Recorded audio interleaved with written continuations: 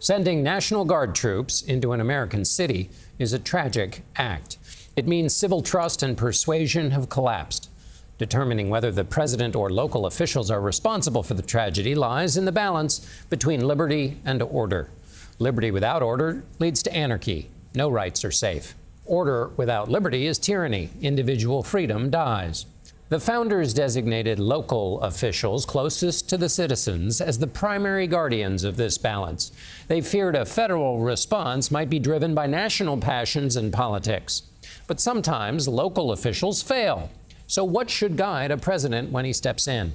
A constitutional president worries not only about public safety, but liberty.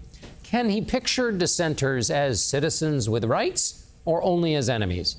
Does he reach for force only after all else has failed, or as his first response?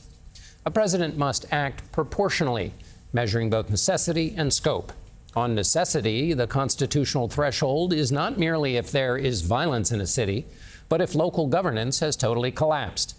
When, quote, the ordinary course of judicial proceedings has broken down, according to the Insurrection Act. But what if the president is the author of disorder?